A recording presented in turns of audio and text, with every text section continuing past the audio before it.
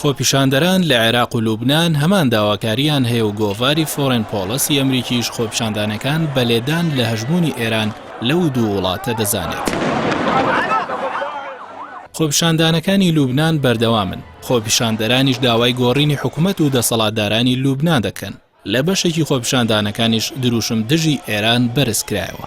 هاوکات خۆپیشاندانەکانی عێراق لە سەرەتای ئەم مانگە کاتێک دەستیان پێکرد داواکاری خزمەتگوزاریان هەبوو. بەڵام لە خۆپیشاندانەکانی ڕۆژی هەینی داواکاریەکان بۆ دەست لە کارکێشانەوەی عادل عەبدولمەهدی و هەڵوەشانەوەی سێسەرۆکایەتیەکەی عێراق گۆڕان.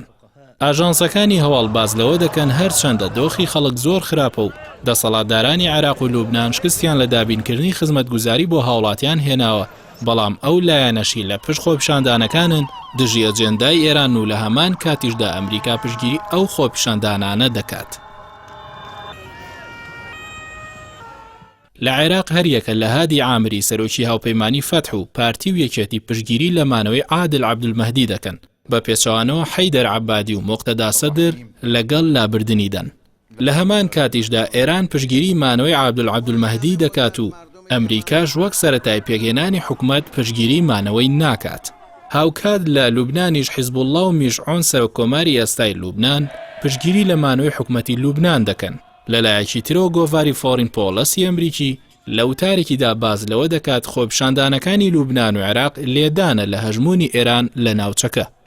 گۆڤارەکە ئەوەش دەخاتە ڕوو لە ماوەی 40 ساڵی ڕابردوودا ئێران لە هەناردەکردنی شۆڕش بۆ عێراق و لوبنان و سووریا و یەمەن سەرکەوتوو بووە، بەڵام لە ڕووی پەرەپێدانی ژێرخانی ئابووری و کۆمەڵایەتی ئەو وڵاتانە شکستی هێناوە.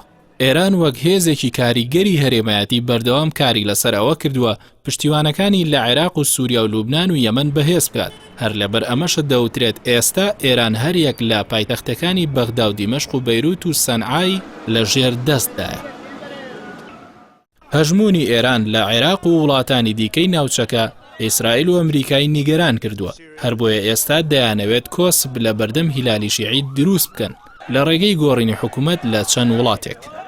هاوکات دوای کشانەوەی هێزەکانی ئەمریکا لە باکووری سووریا بەشێک لە هێزەکانی ئەو وڵاتە لە پارێزگای دێرەزووی سووریا و بنکەی سەربازی تەنەف لە سێگۆشەی سنووری سووریا و عێراق و ئوردون مانەوە، ئەمەش بە مەبەستی ڕێگری لە دەستی ئێران لە سووریا.